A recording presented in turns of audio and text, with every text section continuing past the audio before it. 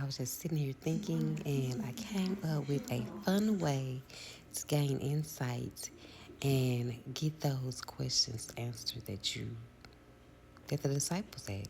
The disciples had so many questions for God. They had so many questions.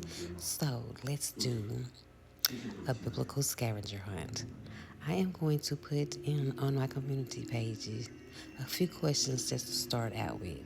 And you must find those questions somewhere in the Bible and marinate on them, meditate on them, meditate on them, and gain some insight. And we can discuss it in on my community page.